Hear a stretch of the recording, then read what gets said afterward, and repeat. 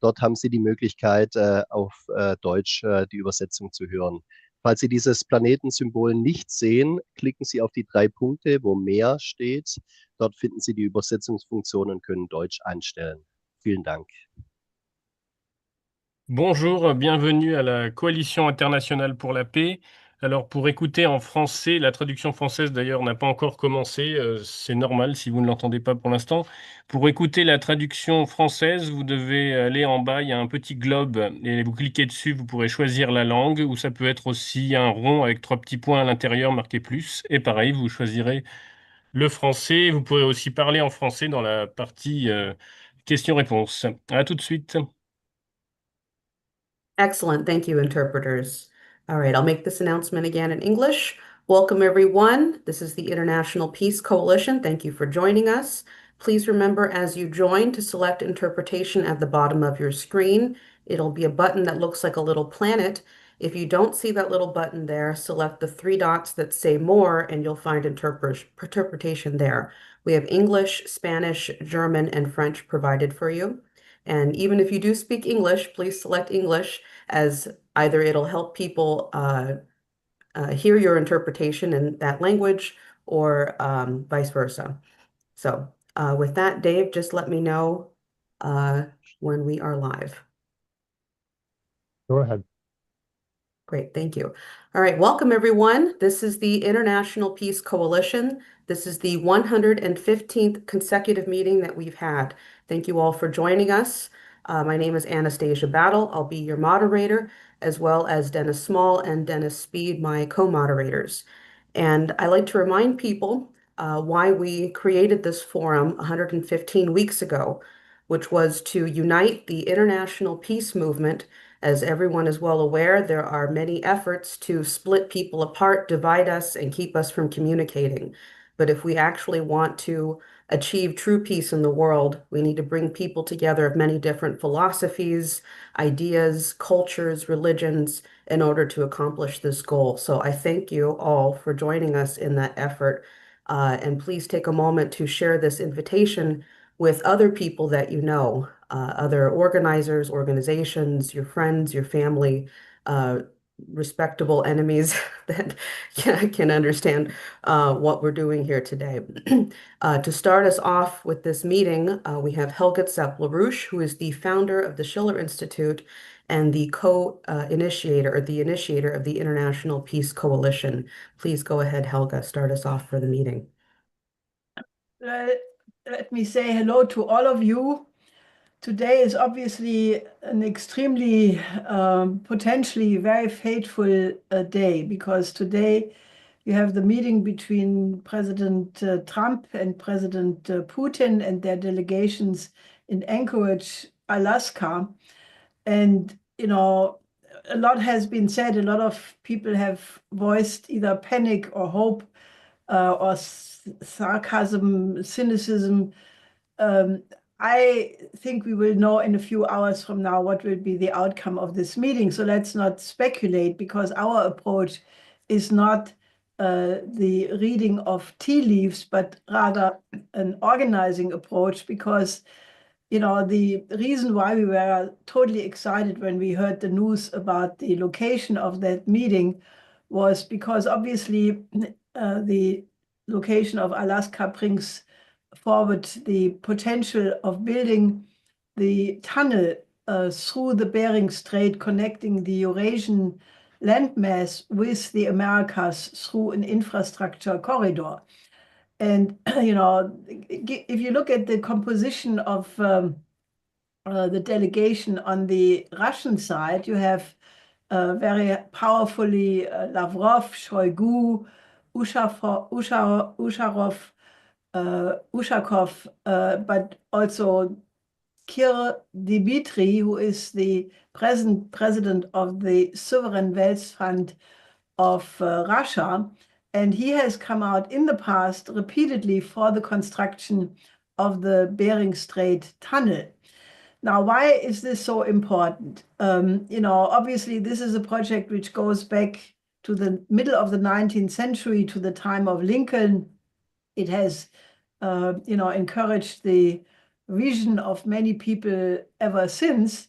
But in the recent several decades, this has been part of a program which was very much promoted by my late husband and myself, namely in the context of the World Land Bridge, the idea that eventually, very soon, one could connect all continents through infrastructure corridors, either tunnels or bridges, so that very soon you can travel with maglev or other fast train systems from the southern tip of Argentina and Chile all the way up through Latin America, Central America, North America, Canada, Alaska, and then through the Bering Strait into Russia, and from there all of Eurasia, then through a tunnel through Gibraltar, or maybe from Sicily, a bridge to North Africa, all the way through Africa to the Cape of Good Hope, and likewise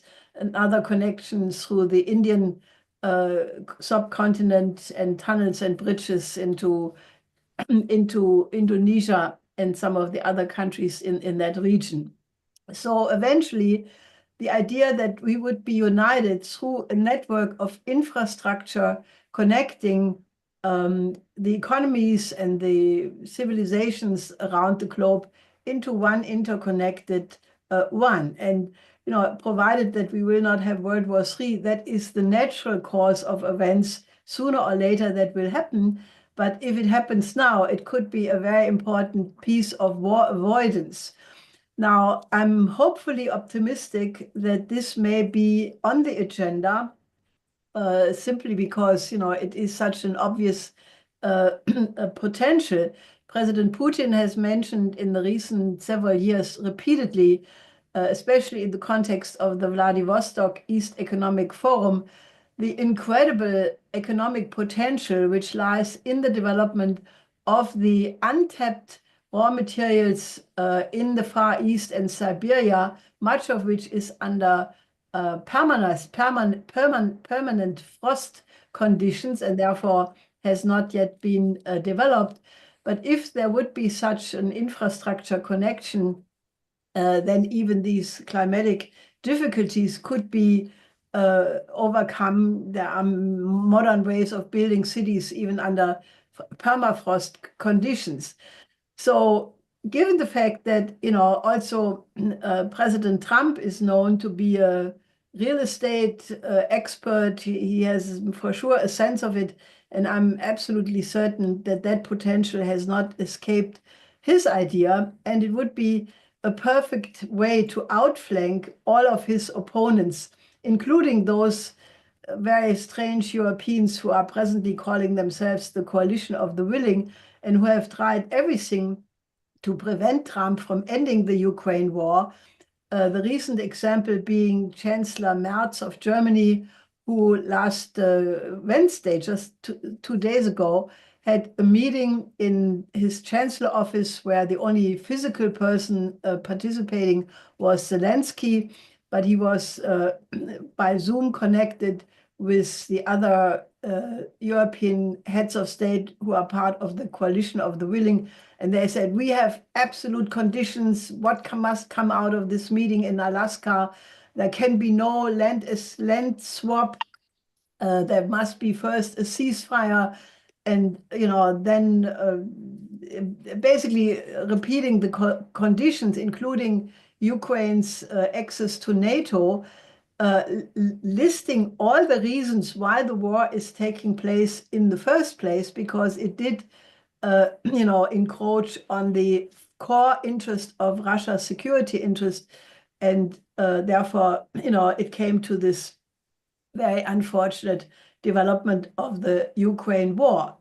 Now, I'm pretty sure that, while ending the Ukraine war is a very important topic also for Trump, for Putin, I don't think it's the most important topic because, first of all, the military gains of Russia in Ukraine are spectacular, and all experts expect that that war will end anyway in a few weeks, simply because of a collapse of the Ukrainian forces.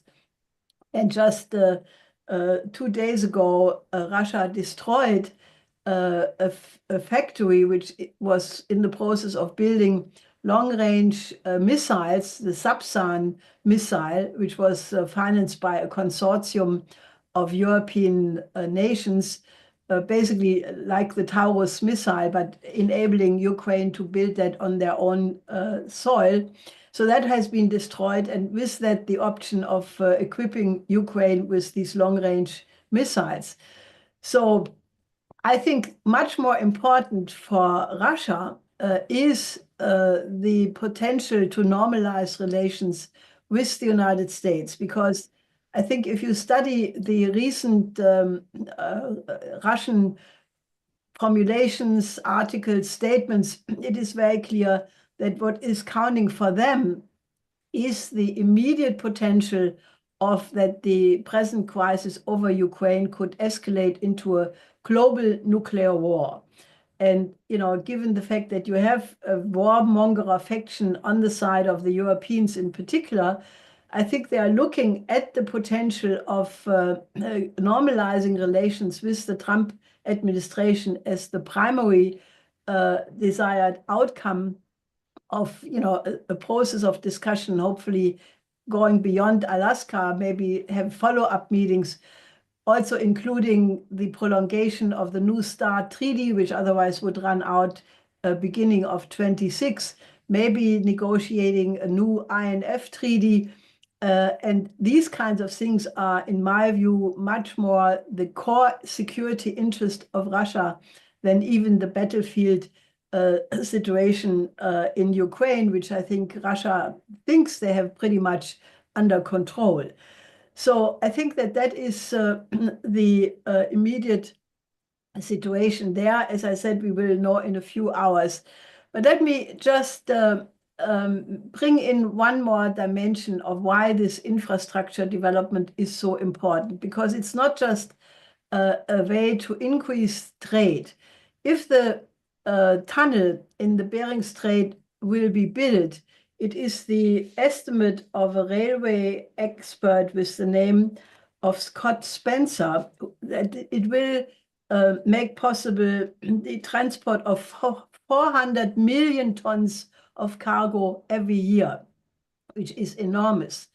But more than just such a, you know, one specific aspect, I think if you look at the role of infrastructure in the development of the human species in general, just think back, you know, the last 10,000 years, where infrastructure developed from the coastlines, from the rivers. Eventually, with the development of the railway, it went more into the interior of the continents and more opening up all continents for human population. And Friedrich List, who is probably the best German economist, the head of the customs union, who wrote very important books about the difference between the English system of economy and the American system of economy. He had a beautiful vision of what it would do if all of mankind would be united through infrastructure connections. And he coined a notion in an article he wrote in 1837 for the French Academy of Sciences, where he developed the notion of a space and time economy, where he said that the permanent completion of the transport and communication systems would be the precondition for the progress of humanity and enable them to fulfill all of their potentials and increase all areas of knowledge to inspire the sciences and arts, to basically cause people to make inventions in all kinds of disciplines. And the more quickly people could move from one place to the next, and the more close space would come together in this way, it would increase the efficiency and development of all human powers and increase the living standard of the population for the benefit of all. He says it much more beautiful than I'm paraphrasing it now, but he gave to this development of infrastructure this civilizational quality, that it uplifts people, that it humanizes them and makes them more work together. Now, this is also important for the other crisis area which I want to address, and that is naturally the unspeakable situation around Gaza, where the genocide is fully going on. It is actually, it makes you speechless, because, you know, one asks what more does it take until humanity intervenes in this genocide, which is, you know, in front of the eyes of the whole world, because all the TV stations transmit, and there is now no more question that mass starvation, famine, malnutrition of thousands of children is going on every day. And it seems that the General Chief of Staff, Semir, is preparing the invasion of Gaza City. Ben Gavir is escalating the annexation of the West Bank, where new settlements have been, you know, ordered, so that basically an option of a Palestinian state is made impossible simply by these mass settlements. So this is the situation where, you know, we absolutely have to escalate our campaign. But, you know, I think Francesca Albanese is absolutely to the point when she said that people should not be fooled by the sudden and very late recognition of many European and other leaders from Canada, Great Britain, New Zealand, France, who all of a sudden call for the creation of a Palestinian state, that must not distract from the ongoing genocide, because, you know, and that brings me to the point of the connection of infrastructure and solving the fate, or solving the crisis for the Palestinian people, because we have said the whole time that the only way how you can solve it is not just a political solution, which would be a Palestinian state, but it must be combined with economic development, with the Oasis Plan, which we have been promoting now for several decades, which was the idea of my late husband, Lyndon LaRouche, and which has been now discussed by many people in the Middle East. And, you know, there are many forces who agree that if there is any hope for a peaceful future, then it must be economic development, greening the desert in the entire region from India to the Mediterranean, from the Caucasus to the Gulf states, and transform that region into economic prosperity, connecting it with the tradition of the ancient Silk Road, when that region of the world was already once the hub connecting Asia and Africa and Europe. And that is what it has to become again in the future. So I think this is a very traumatic moment in history, and I'm very, very happy that we have very knowledgeable speakers today to enrich our discussion. And, you know, we should really look at this whole situation not as something only to comment on, but, you know, we plan to bring in this idea of the World Land Bridge as a solution to these crises to more and more forum. On September 3rd, there is not only the historic anniversary of the 80th anniversary of the end of the Second World War in the Pacific in Beijing, with a big parade. We have made an appeal to President Xi Jinping to absolutely invite President Trump to participate. President Putin will already be a guest of honor at that meeting. And at the same day, in Vladivostok starts the East Economic Forum, where the issue of Arctic development will already be on the agenda. So that is a perfect opportunity to bring in the Bering Strait development, but also the idea of a new security and development architecture, which I think is the precondition to find a solution for the crisis in the Middle East. So let's discuss all of that, because this gives us plenty of opportunity to intervene, to try to shape the outcome of this historical moment. Thank you very much, Helga, for that overview. It was very, very useful to situate the meeting today. I just want to give people a sense of, since we have a few new people hopping on the meeting, and as you're joining, we have an opening panel discussion and then a general discussion with the audience. Today we have an excellent lineup of people. We have Ray McGovern, former CIA analyst, co-founder of the Veteran Intelligence Professionals for Sanity. We have Avram Berg, former Speaker of the Knesset and former head of the Jewish Agency and World Zionist Organization.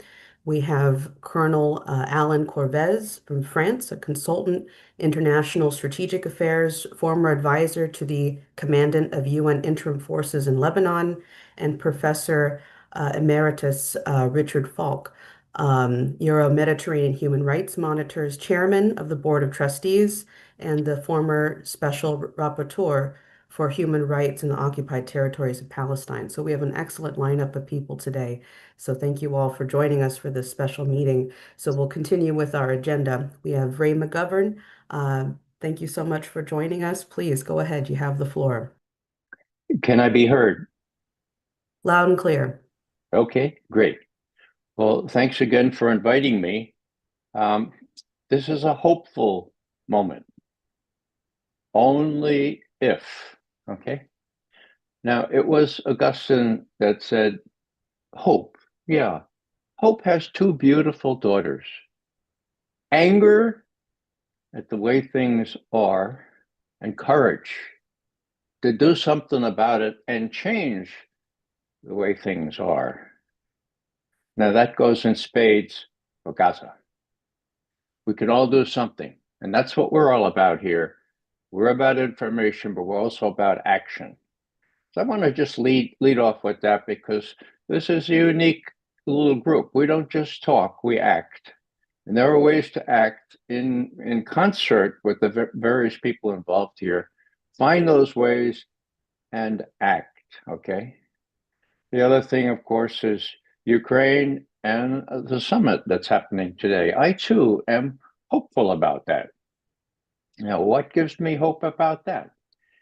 Well, let me just say again, we can have an effect on whether that hope is justified by doing what we can to become informed and then to tell our neighbors, look, you can't get any hope, you can't get any information from what is called the mainstream media.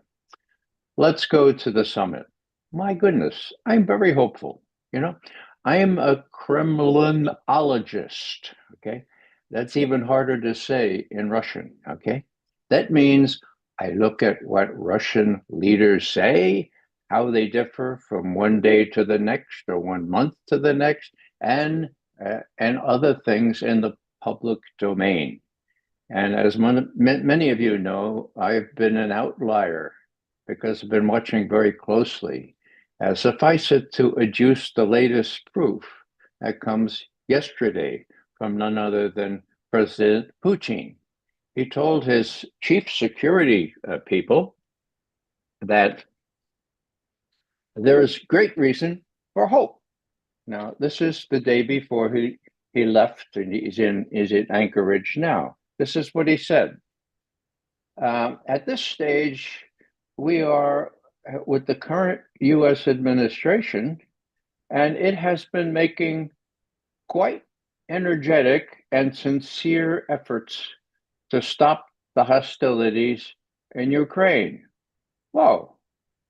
So there's Putin saying sincere and energetic activities. With whom? Well, you can bet that it's with the Ukrainians that need to learn that there's no longer the largesse of support from the U.S., that the brain-dead coalition of the brain-dead, willing there in Europe, is not going to bring their chestnuts out of the fire. Putin went on to say, if we move to the next stages after this summit, well, then we'll begin to lay the groundwork for normal relations between the U.S. and Russia. We can reach agreements in the field of strategic, offensive arms control agreements. We can create the conditions for peace between our countries in Europe and in the rest of the world, end quote. Well, the New START treaty will expire in February. It looks like even President Trump is not brain dead on that. He has said, "Oh, we can't let that one expire." On the other hand, the president's spokesman, that is Dmitry Peskov, has said, "Yeah, that's nice words, but nobody's working on it. Let's get the United States people to be working on not letting that key treaty." It limited deployed strategic warheads to 1,550 on each side, and it expires in February. Okay, so that's one thing we could work on. Now, I have to say that, well, let me just say that we'll have to see whether those of us who have been hopeful with respect to Anchorage will be borne out. As Helga has said, this will be just a couple hours from now. We'll have a pretty good idea. I think Helga is right in saying that the emphasis that the Russians are putting on this is a broader emphasis. Ushakov, Putin's right-hand person on these matters, has said, "Oh, of course, yeah, of course, we're going to talk about Ukraine, but in effect, we have bigger fish to fry." And I've just quoted Putin to the same effect. So what can go wrong? Well, there are a lot of people that are not on board in the United States. First and foremost, the media. The media profiteers on war because the media is a small part of the corporations that make the arms and sell them. The media is a big obstacle. There are other things like the brain dead people ruling Europe now. Merz, Macron, what's this, Stormer, the guy in Poland. I mean, these people just don't get it. And they're political hacks that bubbled up in their party machinery and all of a sudden ended up leading countries. Well, are they a factor here? Well, let me just say this. The Secretary General of NATO, the new guy, what's his name, Rutte, he called President Trump daddy, in an affectionate kind of dependent way, as we would use the word daddy. Well, I have some news for you, Rutte. This daddy is a deadbeat daddy. Okay? He's left his family. The children are having to fend for themselves, and he's not paying any child support. That's the daddy that you have been depending on. Forget about it in the future, unless you come on board here and try to be sensible and work not against peace in Europe, but for peace in Europe. What else? Well, the only other thing I'll say is that a big factor here is China. Now, I don't mean just in the sense of the tunnel that could be built on the Bering Strait. I mean, the Russians could do that in 2 years. Witness the bridge they built there on the Azov Sea. The Chinese could do it in probably 2 months.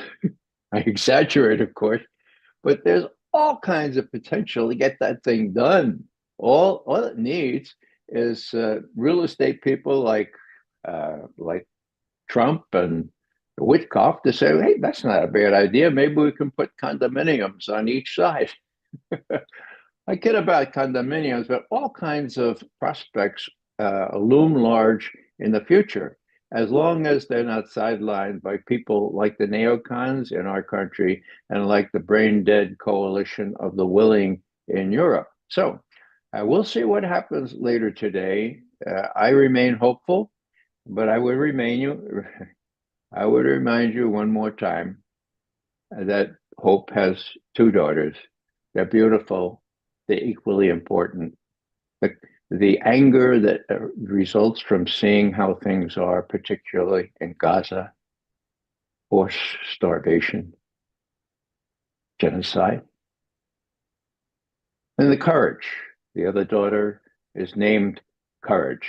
Now, let's summon the courage to do what we can in our own little milieu and get off our rear ends and see what we can do together with others and make this better and contribute to the solving of these very acute problems.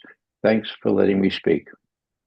Thank you, Ray, for for your contribution and the very wise words for the discussion today. And I'm sure many of us are getting off our rear ends as we speak to take these actions. So we'll continue with our discussion. Next, it's very wonderful to have you on, Mr. Avrenberg. He's the former Speaker of the Knesset and former head of the Jewish Agency of the World Zionist Organization. And I very much appreciate the work that you've been doing as of late to mobilize the Israeli people to stop the genocide against the people in Gaza. Thank you so much for joining us. Please go ahead. Thank you very much. Thank you very much both for the very being of this forum and for having me into it. It's very humbling experience to be in the presence of so many people that I read about, follow, and sometimes even disagree. It's really a privilege. I asked myself, the minute I got the invitation, I asked myself, how do I want to approach this afternoon topic? And I prefer to give you a very narrow slice or laser beam slice of an action rather than go for the bigger picture. Because when we go to the bigger picture, I will be a little bit more reluctant than Ray to ridicule people who were voted by millions of people as no-brainer, people with no brain. I mean, the minute you ridicule the elected, democratically elected representative, you actually ridicule the voters. And this is something that, at least from my experience in politics, you don't really want to do when you want to engage in a dialogue to change people's opinion. The same is that I have much less trust in the stability and the sustainability of Trump's philosophies. And I'm not at all sure that whatever will be offered or presented or agreed upon today in Alaska is not what we call in Hebrew written on ice. So I want to approach so many of these things, but let me limit myself to a narrow issue of Gaza and about these 2 points of introduction, and then a little bit of an argument. The first is I'm reluctant, and when I say reluctant, it is not that I do or do not. I'm really I'm doubtful about using terminologies. For example, for years, people are using what happened in the occupied territories by Israel is an apartheid regime.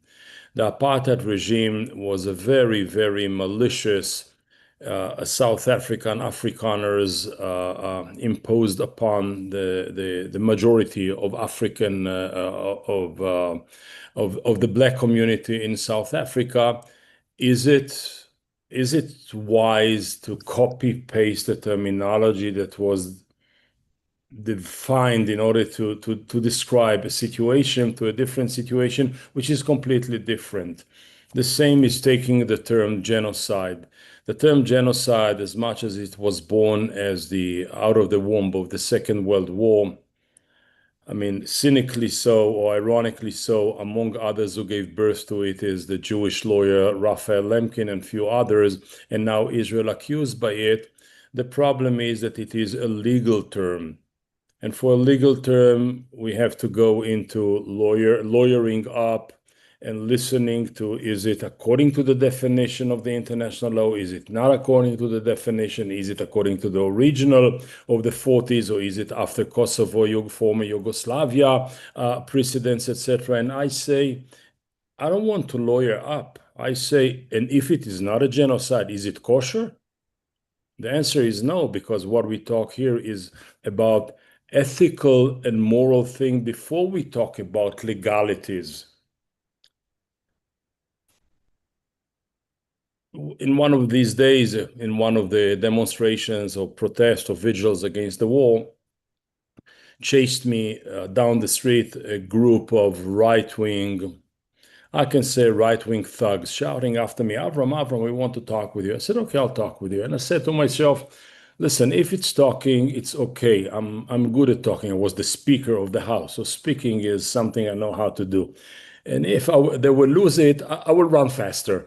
Okay, that's where I train for my next marathon. I run faster. So we stopped talking, and the first episode was about shoutings, and okay. Then a few minutes later, one of them said, listen, I know you're a lefty, you're no good Nick, you're a peacenik.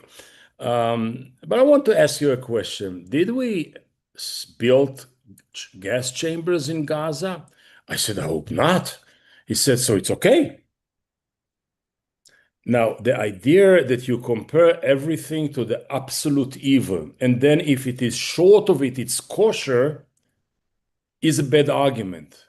The same with a genocide. Let's assume that the ICJ or ICC will come out and say, no, it's not a genocide. So is it kosher?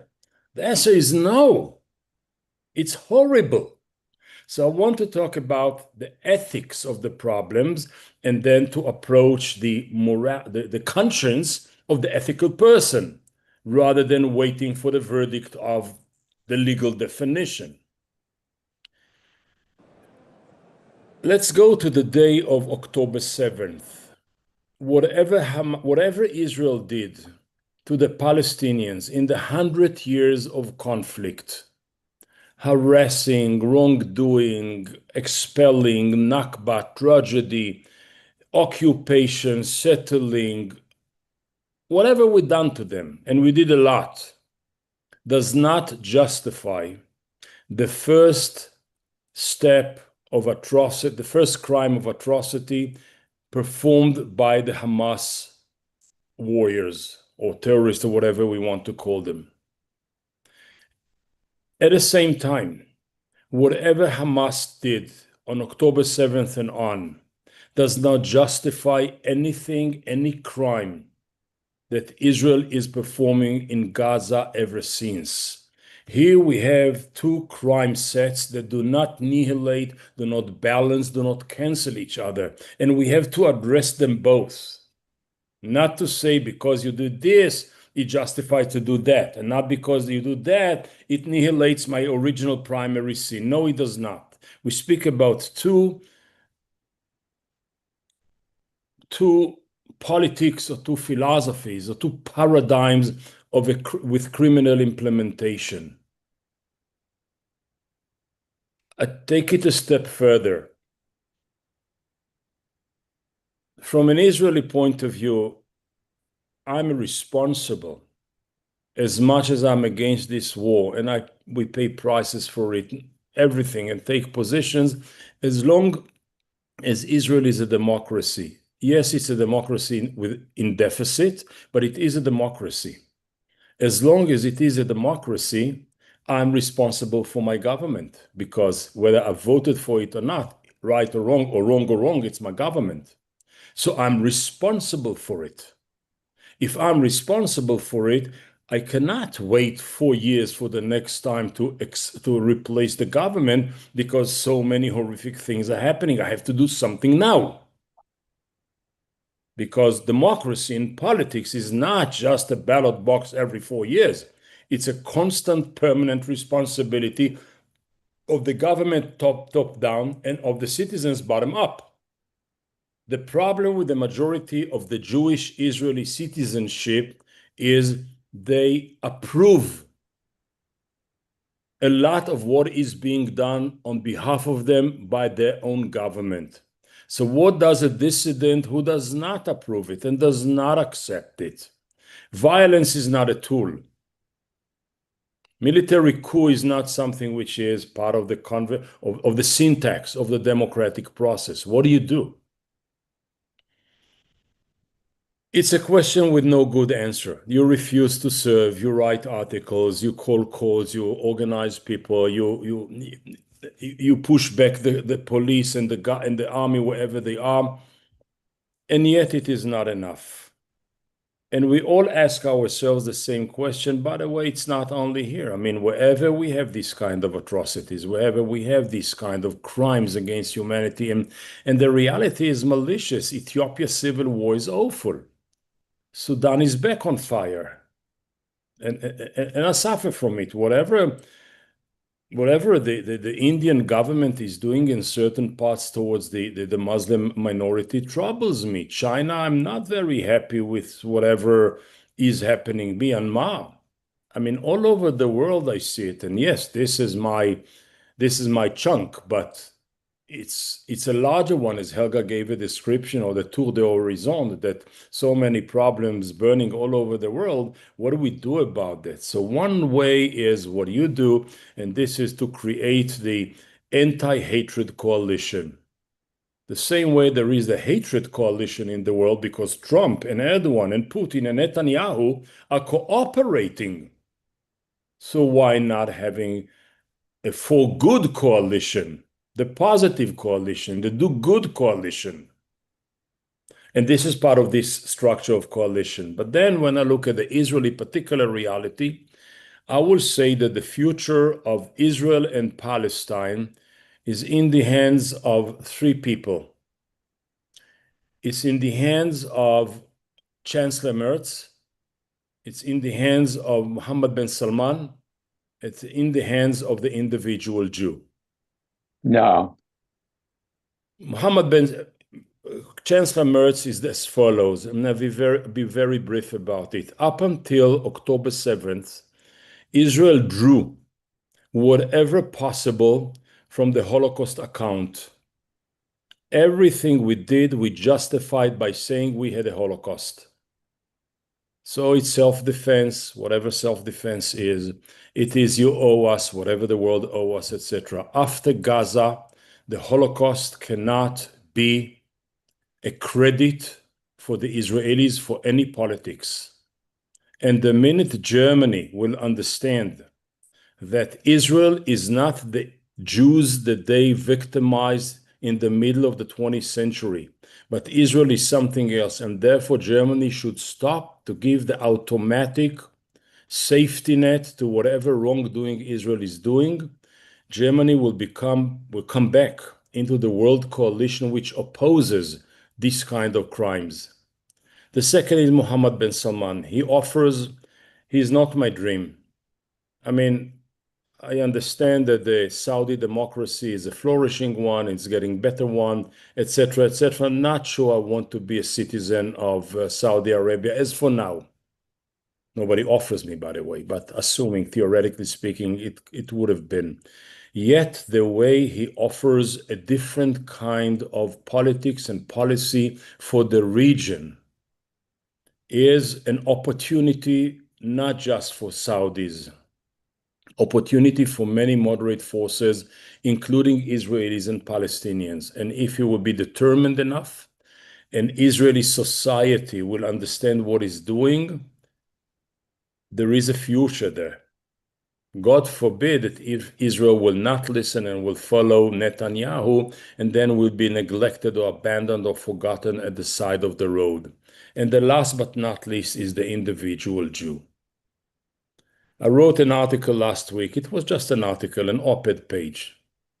And I said, listen, we cannot hide behind the collective, the government, whatever it is. We have responsibility. And there are so many Jews around the world, in Israel and around the world, who are worried that this is done on our behalf. Whether you're an Israeli citizen or not, Jewishness is larger than the Israeli citizenship. And I try now, out of this article and the tens of thousands of feedbacks and reactions I got, some of them are even very good, some of them are very threatening, to try to galvanize and to organize a world petition of Jews who say not on our behalf. And the minute the Israeli government will understand, or the Israeli public will understand, that there are millions or millions of individual Jews who do not accept the legitimacy of the government to do what they are doing on their behalf, as if on our behalf. It will be a decision of the government not just to demolish Gaza, that many may be in favor, but to demolish the very oneness of the Jewish people. So between the Jewish individual who must assume responsibility the same way I called them or called him or her to do, plus the offering of a new Middle East setting done by Mohammed bin Salman, and the removal of the automatic Holocaust protection of the Israeli wrongdoings, I believe this is a direction that might offer a relief from the tension, a resolution, and a better future both for Israelis and Palestinians. Thank you very much for your contribution, Mr. Berg. This has actually been very useful to get these insights from you and the arguments that you're making. I'd like to go to Helga Zepp-LaRouche for a response. You muted, my friend.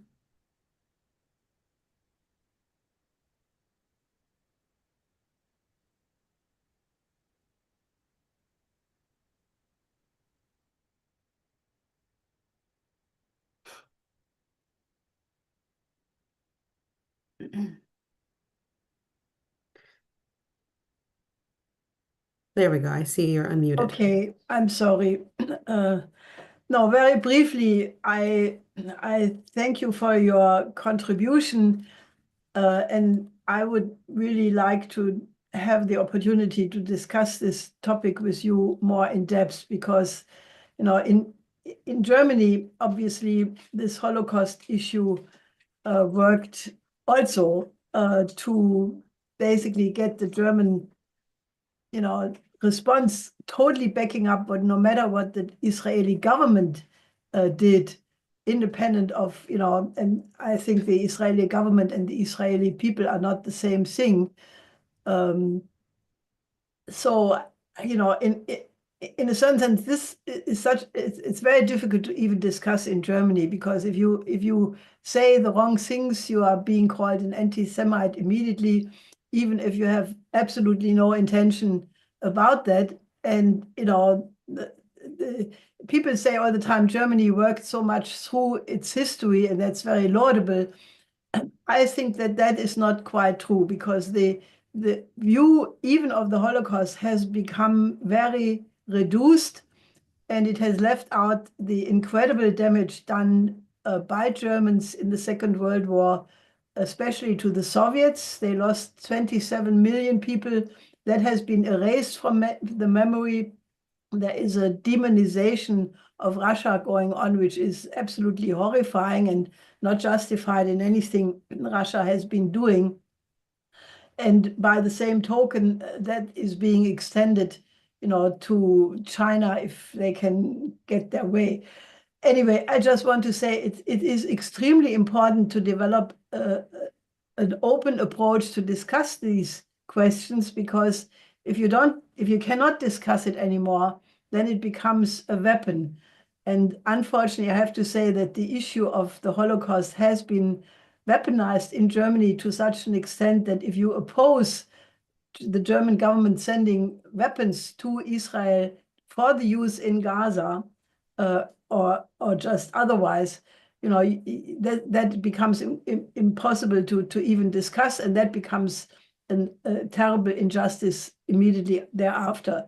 So I just would like to have the opportunity at some time in the future to really engage with you in an honest discussion about this.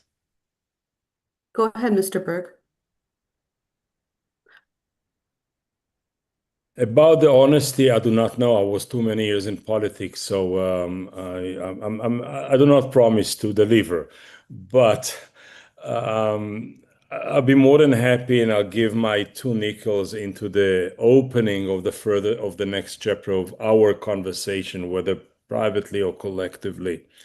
In 2007, I wrote a book about the omnipresence or the total presence of the Holocaust in our life, and how the Israeli politicians or Israeli politics made the Holocaust from a trauma to a strategy, to a national strategy, even utilitarian strategy. And one of my motivations in writing the book that became a very infamous book in Israel and very interesting international bestseller was that I wanted to establish a connection with the German intelligentsia, to open a conversation. And when I came for the roadshow for the book, so many of my friends, I mean, non-Jewish intelligentsia, said, Avram, maybe we agree with you, maybe we do not agree with you. We cannot engage in the conversation. It's impossible for us as Germans to do it. This was 2007. The question is nowadays, 18 years later, is it possible through think tanks, through policy papers, through thinking groups together, to sit on that and to explore what is possible and what is not possible? Because it's not just an exchange in a forum a couple of minutes before Shabbat. It is something much more profound. And one of the issues to address both on the Israeli Jewish side and on the German side, on the other side, is as follows. Martin Schulz, the former president of the European Parliament and the head of the SPD, told me at the time that for him, maybe he didn't say it that way, but for him, Germany, I mean, New Germany exists in order to make sure that Israel exists. And I want to explore this equation. Can Germany continue to be the Germany it wants to be if the Jew is not a victim? And Israel is not a victim community, it's not a community of Jewish victims anymore. So much so that in many dimensions, not every dimension, but many dimensions of our beings, we are okay by being victimizers. What does that mean to the inner soul of German identity? That the state of Israel is this rather than the victim they need us to be. So it's not just a discussion about two national strategies, the Israeli Jewish one without the Holocaust or with reduced Holocaust, and the German one with less guilt feelings about the past. Responsibility, yes, guilt feelings, I'm not at all sure, but it's also about a deep, profound question or questions about national collective identities at the towards the second part of the 21st century.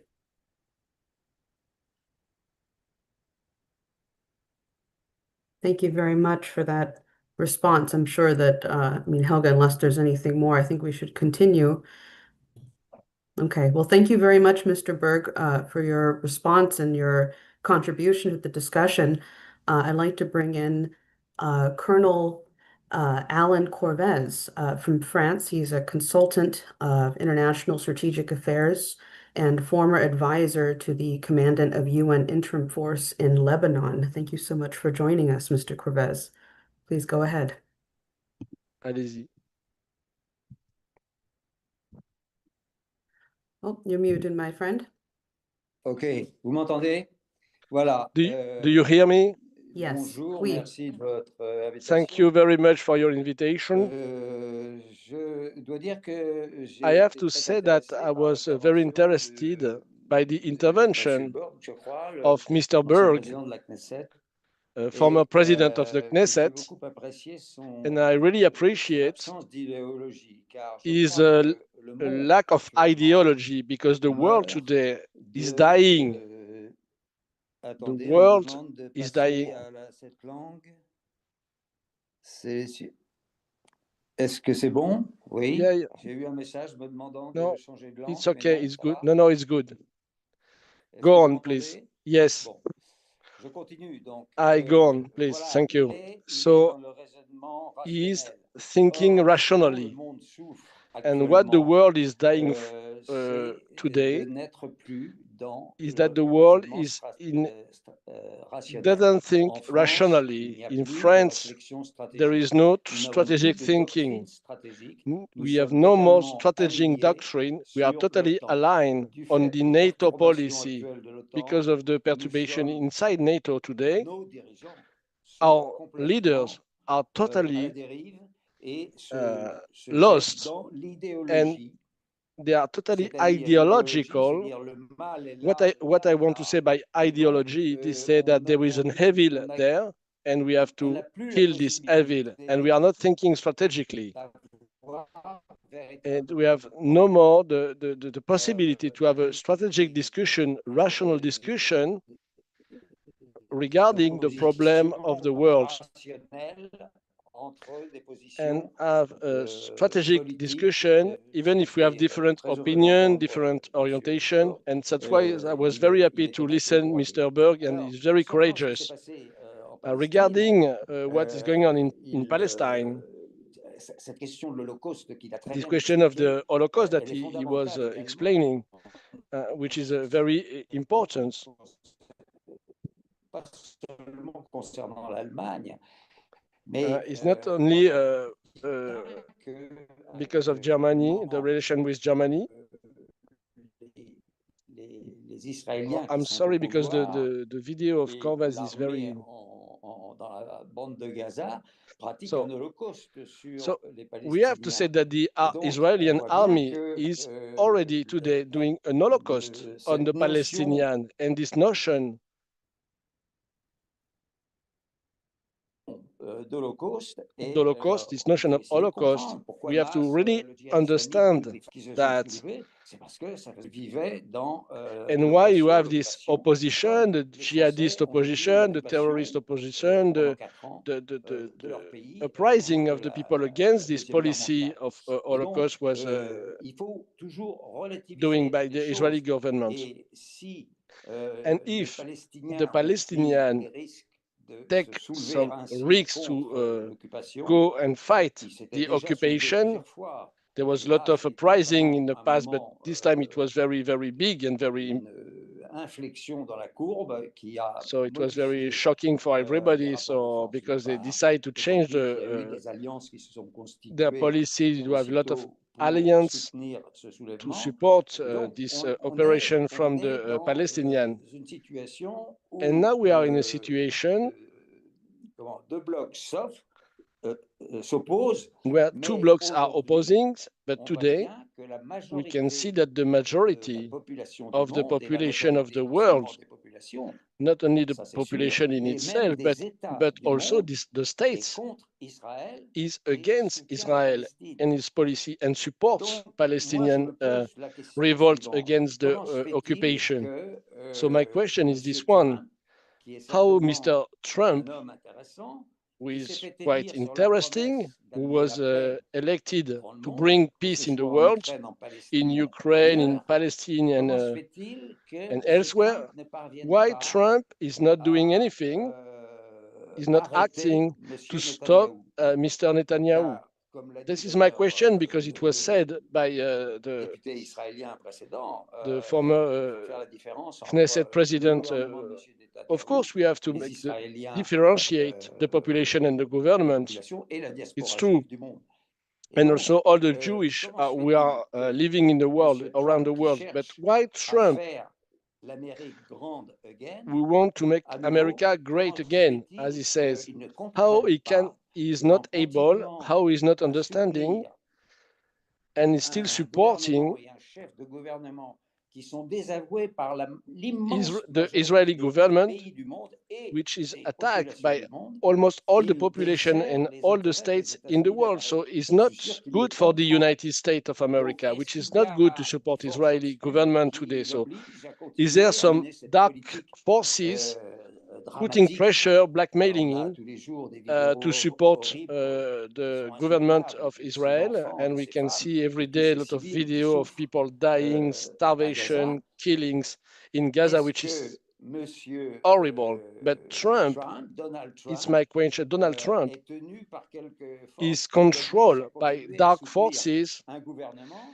qui which, est dénoncé désormais in par la fact, push majorité him des to not populations et intervene des in the États du monde? situation. and is opposing to the global majority of the world. France, Canada, other countries are now saying that they will recognize the Palestinian state. It's a first step, but it's a turning point. It means that we have a global movement that we cannot stand with the Israeli policy in Gaza. We have to change, and most of the countries of the world now are opposed to the policy of the Israeli government, and of course opposed to Trump finally, because Trump is supporting this policy. So that's the question I have today. And also the same in Ukraine. Is President Trump understand the security imperative proposed by Putin when Putin asked for a new architecture of security in the time of Biden? He presented to the European Union, he presented to the world. He had a strategy for Russia, with the NATO, Europe, and the US. So it was never done, but Putin proposed this new architecture of security with Europe, NATO, and the US. So Trump is understanding that it's time to have this strategic partnership. And Russia said at the time that they will never threat anybody in Europe, never threat anybody in the US, and have a policy of non-intervention in the domestic affairs. So, but now the condition for peace in Ukraine, I'm not sure that I think Trump understood the necessity to have peace in Ukraine and to have a global security in Europe.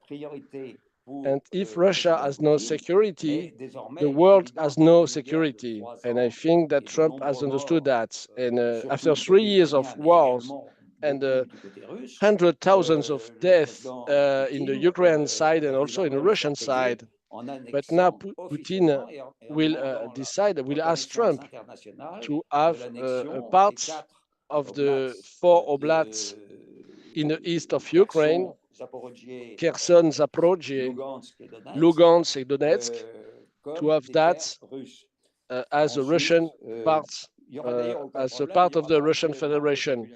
And nobody will stand up there, because all these oblast population are totally for Russia and ask to join the Federation of Russia. So, and I start my intervention saying that ideology is destroying everything, and there is no rationality in the strategic discussion between the leaders of the world.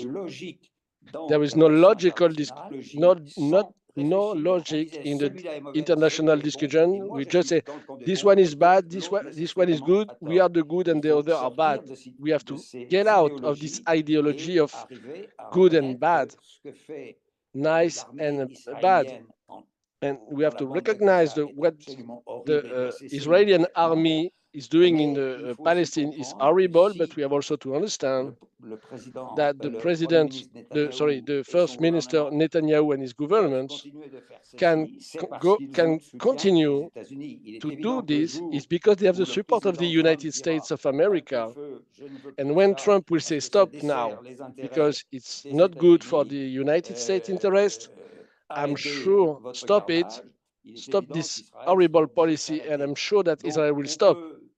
So we can have discussion. We can say that we will recognize the Palestinian state, but it's not real, because everything depends on the president's decision, the president of the United States of America, to stop Benjamin Netanyahu. Thank you very much. Thank you, Colonel Corvez, for that.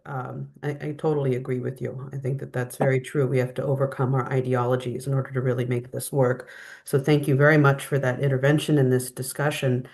And I'd like to bring in Professor Emeritus Richard Falk, who's the Euro-Mediterranean Human Rights Monitors Chairman of the Board of Trustees and former UN Special Rapporteur for Human Rights in the occupied territories of Palestine. Thank you so much for joining us, Professor Falk. Please go ahead. Thank you so much for inviting me. And It's been a very stimulating conversation. I wish I had come earlier because there's too much to respond to at this point in the dialogue, multi-faceted dialogue. But let me begin by saying that it's, in my judgment, an extreme mistake to think that Trump, as a leader, is motivated by rational considerations. He has everything he has done since he's taken over this presidency in this new term has been to destroy knowledge-based policy. He's attacked universities, the best universities. He's sanctioned a UN special rapporteur that was bravely trying to tell the truth about what was happening in Gaza and was a source of trusted and independent information. He has not objected to the killing of journalists or the censorship of journalists who are in a genuine democracy, are essential obstacles to special interest politics. In other words, you have to consider that Trump is motivated by a lot of narcissistic and irrational forces that are playing out in contradictory ways. I very much admired the courage of Avram Berg in saying what he did about the situation that Israel has provoked, but he neglected the key word, in my view, which is Zionism. And unless you face the fact that embedded in Zionist ideology is the dehumanization of the other, and from the very beginning of the establishment of Israel, from its sense of the superiority of Western civilization, what Edward Said called Orientalism, there has been this idea that a Jewish supremacy state is one that discriminates against non-Jews and exploits them in the process. So that whether you call it apartheid or some other system of racist domination, it is inherent in the Zionist project. And also, part of that Zionist project is the network of influence it has exerted all over the world, particularly in the United States and the liberal democracies of Europe. So unless there's a disentanglement of Israel from Zionism, I don't see how Ray McGovern's favorite daughter is going to flourish. It will leave us, it seems to me, with the angry daughter. And we must, I think, try to enchant the daughter that has courage. And I guess in our time, Francesca Albanese, the special rapporteur on Palestine, occupied Palestine, comes closest to being that courageous daughter. And we should be very thankful for that. And the other aspect of the Gaza situation that I think is crucial, Ray alluded to it, I think, and Helga also in their remarks, that we must make a urgent transition from words of condemnation to actions of solidarity, actions that have the sense of emergency and urgency as their foundation. And we may be too late already. See, this military operation has caused massive malnutrition and disease that is spreading throughout the entire surviving Palestinian population. We do not have time to ponder alternative scenarios for the future. And I think we have to face that fact. Let me just say a word about genocide. Again, I'm to some extent disagreeing with Avram Berg, because in my view, genocide is what the eyes and ears of the world have been seeing for more than 22 months, unmistakable atrocities, and the notion of genocide is a moral notion and a matter of political reality as well as a legal notion. In fact, the legal definition is the legal verdict is something for a formalization of the moral and the political. And we don't have to wait for the International Court of Justice to convert the idea of a plausible genocide into a legally definitive conception of genocide. It is there for us to see. And one of the famous Orwellian observations was that the last move of the fascist totalitarian state is to make people believe that what their eyes and ears see is not the real truth. In other words, it is to make us subordinate what we see and feel and know to the lies of the established order.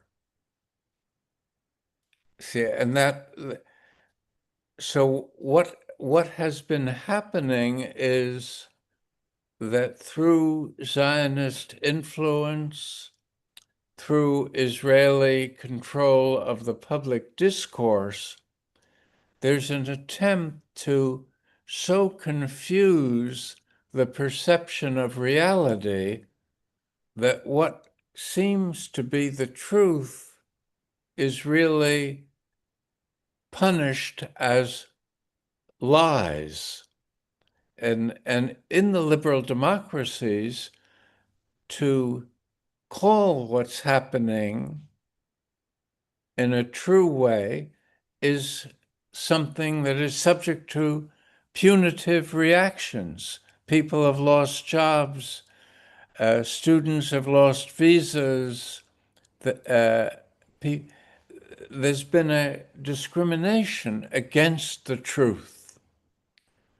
And until we liberate ourselves from that, there's no way that the courageous daughter is going to prevail. And I would say just a final few sentences about Ukraine. In a very real sense, the Ukraine war was converted by Biden, not Trump, into a geopolitical struggle between the U.S. and Russia at the expense of the Ukrainian people, and at fighting Russia to the last Ukrainian, in a sense. And there were many chances for accommodation and reconciliation early after the provoked Russian attack that were repudiated by the Biden presidency. In fact, he persuaded Boris Johnson, the former prime minister of the UK, to go to Zelensky and say, we don't want a negotiated peace. And it was an attempt to extend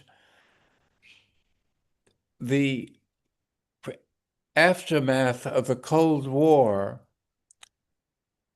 into a new era of unchallenged global dominance by the US.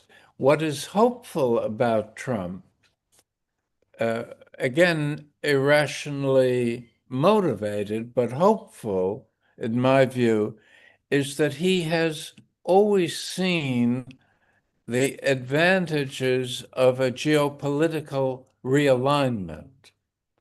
And that's why Russia, China, and the US are the key actors in his worldview, and Europe is bypassed, and the whole idea of his fantasy of a Nobel Peace Prize is that he'll provide the architecture and the motivation for this geopolitical alignment. He's very anti-internationalist. He has no love for even the best parts of what the UN system does, and it would be an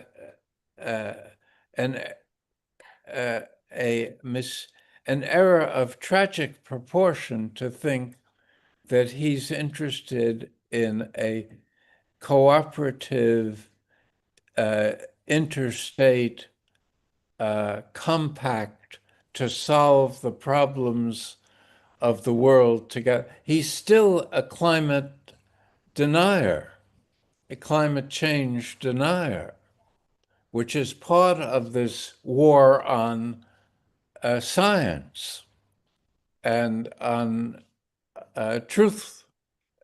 truth-telling. So maybe I've said too much, but I'll stop there. Well, I personally greatly appreciate your intervention, Professor Falk. Thank you so much for joining us today and providing us your wisdom. It was very much appreciated. So I want to make sure to grab Ray. I know you had your hand up. I wanted to make sure we got through people and then come back to you. Please go ahead, Ray.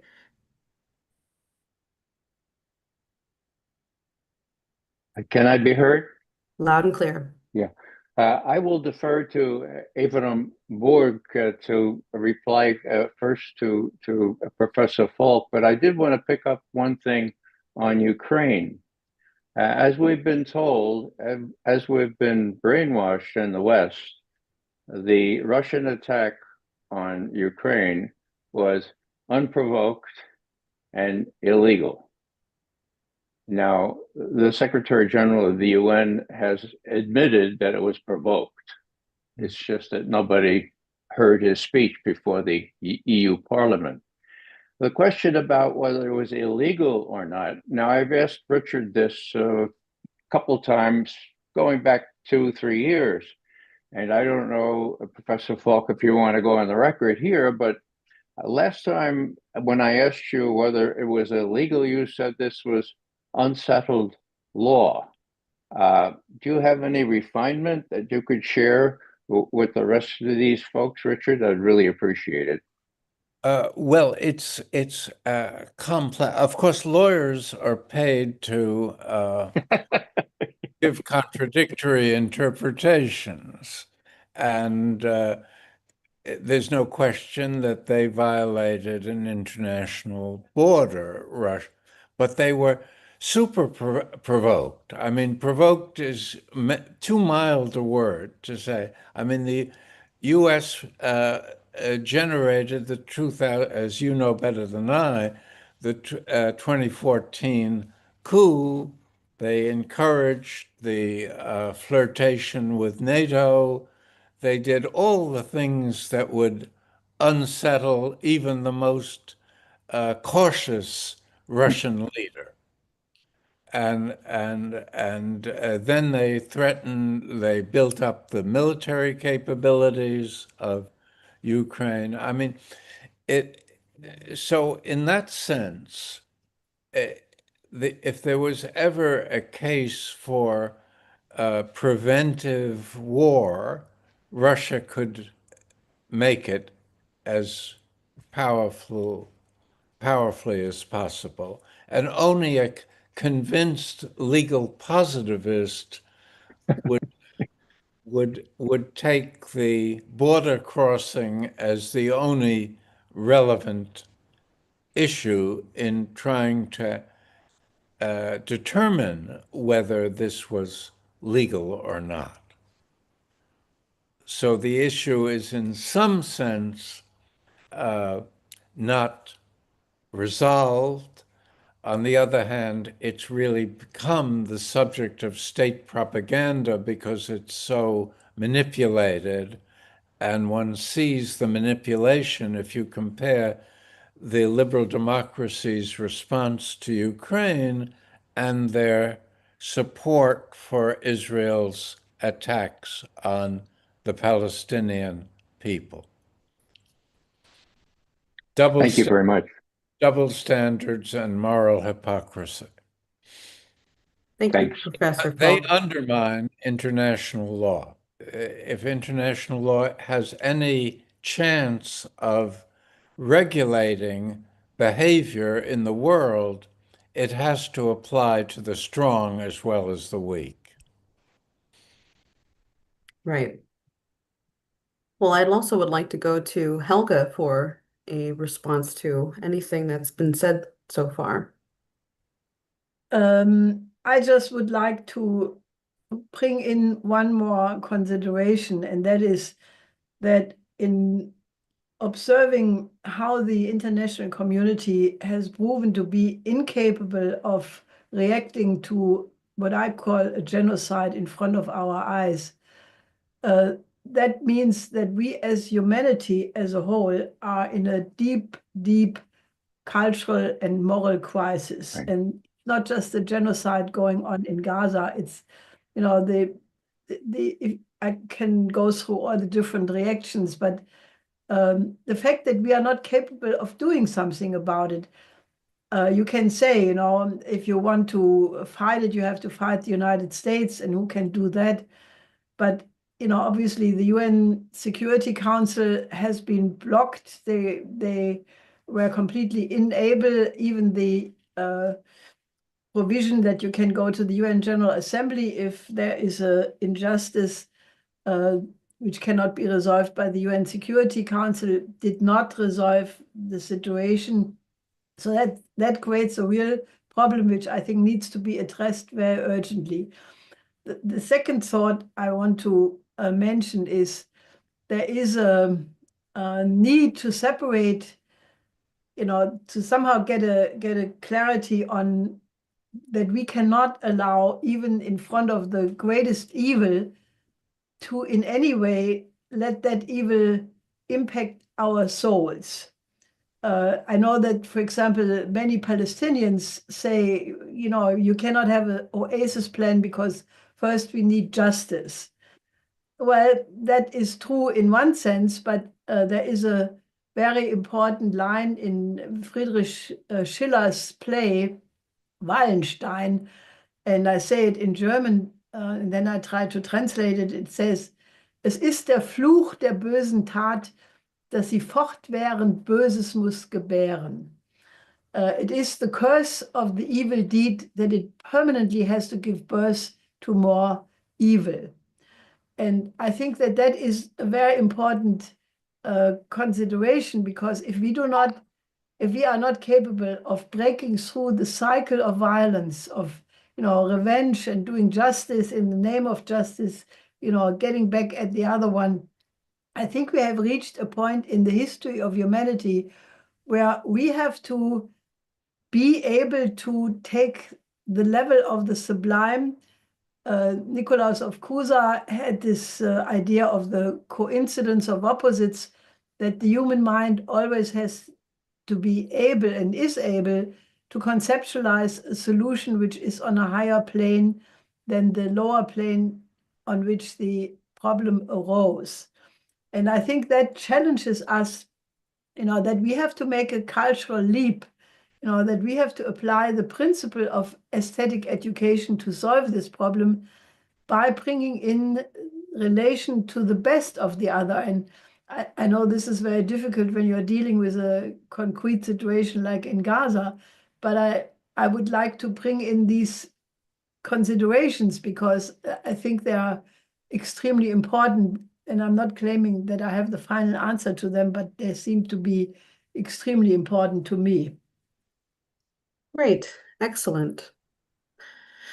So I think what we should do now, because we're at 12:30, we got another hour. I think we should move to the general discussion period and open up to the audience, and we can keep filling out more and more as we go. There's definitely plenty of questions that are coming in. I'm getting lots of text messages. So let me make this general announcement for everyone. If you are on YouTube, Twitter, X, Rumble, whatever platforms you're on that isn't Zoom, if you'd like to participate during the discussion period, you must be registered and get the Zoom link. If you go to the schillerinstitute.com, you'll find right on the top of the web page, the registration page to register. Just sign up, you'll get the Zoom link, and we do this every week, so please feel free to use that same link every week. And with that, Dave, just let me know and we've cut the stream. Okay, we're good. Great, thank you. Thank you, everyone, for your understanding. We do this in order to protect the identities of people who are on. We do have leaders from all over the world, former diplomats, current diplomats, leaders of organizations, and just regular people to have this discussion. So if you'd like to put your name into the queue, just choose your raise hand option on the bottom of the screen, and you'll be put in line, and we'll make sure that the chat is also open. Chat is open. If people who have been, whoops, one, chat. People who have been veterans of this process know why we do this. We do this because we've received harassment in the past, as you can imagine, given what we're doing. Okay, and I will pass the torch over to one of the Dennises, I think Dennis Small. Yeah. Right? Okay. Thanks, Anastasia, and welcome There we go. everybody. Let me just remind people that, again, put up your hand if you have a question or a comment. There's always a lot of people, so please limit your comments or questions to 3 minutes. Some of the panelists also have their hands up. And since we have, as Anastasia said, former diplomats and current diplomats and just normal people, I'd first like to ask a normal person to say what he has to say, and that is the former president of Guyana, Donald Ramotar. Please go ahead, President Ramotar. Thank you so much. I just want to respond to a few things that I've heard. I don't know if I heard them properly, but on the question of apartheid in Palestine, I remember a conversation I had earlier this century with a South African Jew, a prominent South African Jew, Ronnie Castrell, who had a very strong positions on what was taking place in Palestine. This was more than 10 years ago. And he told me that he went into Israel, into the Palestinian territory. And what he saw there, what he witnessed there was worse than anything that he had ever seen in apartheid South Africa.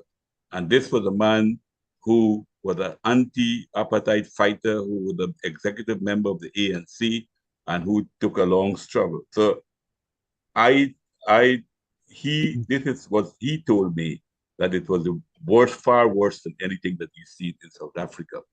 Quickly, I want also to say that I think the mass media, the Western mass media, or the mass media generally, as a whole, tend to describe what is taking place in Palestine as a war. To me, that's a totally mischaracterization of what is taking place there.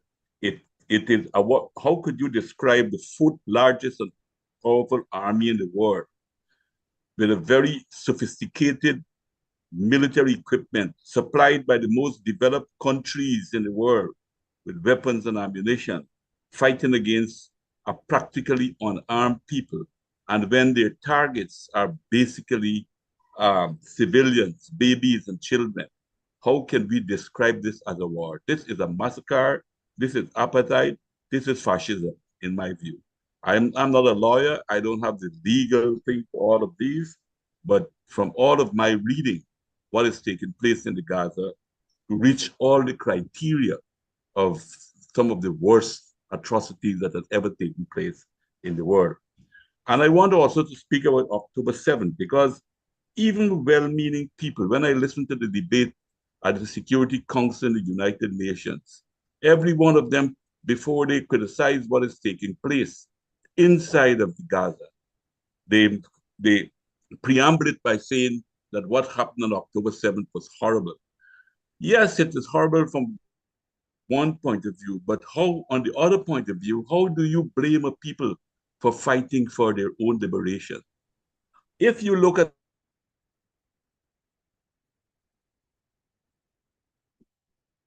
well, it looks like his video got frozen and the internet as a whole.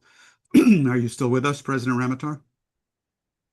From the beginning of this century, look at the figures, and you will see every year Palestinians have been killed, unarmed, innocent Palestinians have been killed, murdered, savagely murdered, and locked up in an open air jail. How can we blame a people for rebelling against this type of thing that has happened? And I think, furthermore, that we do not have all the information of who killed all the people on that day, because it is very clear to me, although I'm far away, by knowing the facts that Palestinian fighters were found dead among civilian people in Israel on that day, tells me that the Israeli security forces had a lot of responsibility in the killing of many of those 1,200 people who were there. So I think that those things need to be clarified. The other question is condemning some of the Western leaders, as I think it was the response to Ray McGovern's position with some of the leaders in Europe, and I agree totally with Ray. But and to say that people voted for them and therefore maybe it's not in your, I don't think that is a correct characterization either. because it tells you, Mr. Berg told us that the people in Israel support a lot of what is happening in Gaza.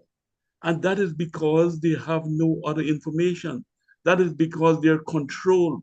That is because they're infused with an ideology. But look at the Jews outside of the United States. Most of the Jews outside of the United States, or many of the most prominent Jews outside of the United States, are condemning what is taking place in Gaza. And those are the people who I think represent the real position of the Jewish people. Those people living in Israel are brainwashed practically. And a lot of the brainwashing extends to the Western media. Look at the United States ambassador in Israel. I saw an interview that he gave to Piers Morgan. And this man was probably just as bad as Netanyahu because of the type of control things that they are pushing there. So I just wanted to make those points because I think that I feel that there's a lot of mind control taking place, a lot of distortion, a lot of locking up the news that is taking place. And therefore, I will welcome to be part of any type of discussion on this issue for my own clarity as well as for clarity of other people. Thank you for your attention. Okay, thank you, President Ramatar. Ray, if you have a minute, there is one person who's had his hand up from a very long time. I want to take them, then I will go to you. And I do want to remind people that today is August 15th, and there is today going to be a summit meeting in Alaska. And we have an entire world to consider here and the entire strategic picture before us. And I think we could benefit from a broad discussion of that as well here. Since those are the determining factors shaping such horrors as what we're now seeing in Gaza. So James Moore, please unmute and ask your question, make your comment. James Moore.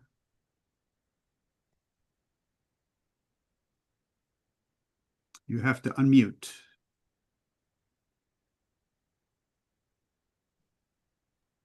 Or stated otherwise, turn your microphone on, please.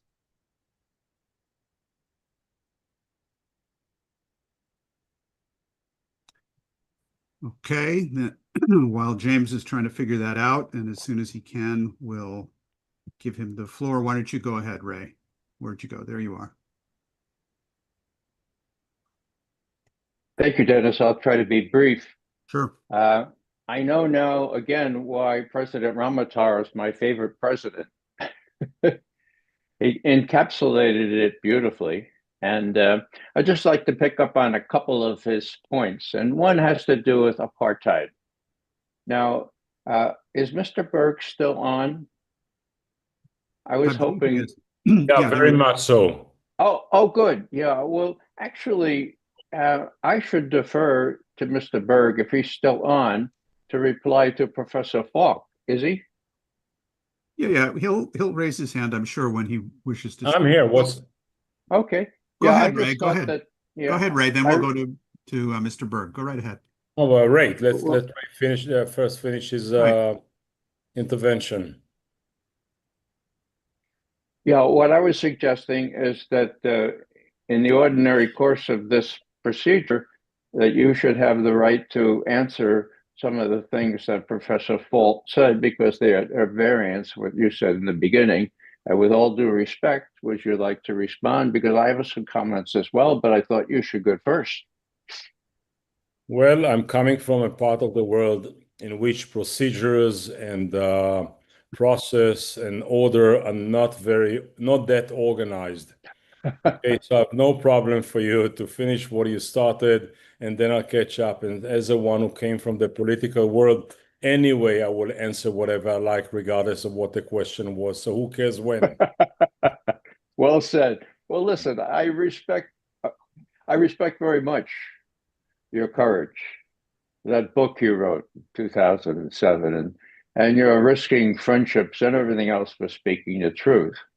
I just like to pick up on a couple of things that haven't been mentioned yet. Now, President Ramatar did mention that a friend of his 10 years ago had those findings about apartheid. But what I would report is that Bishop Tutu went to Palestine more than 10 years ago and came back with the report that the apartheid he observed in Palestine was a lot worse than what he lived under in South Africa.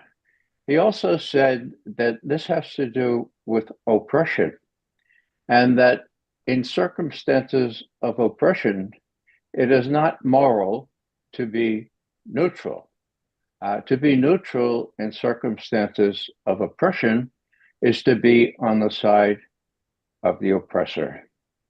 The only other thing I will add, and perhaps Professor Falk is still on. If he is, it'd be great because I need a lawyer.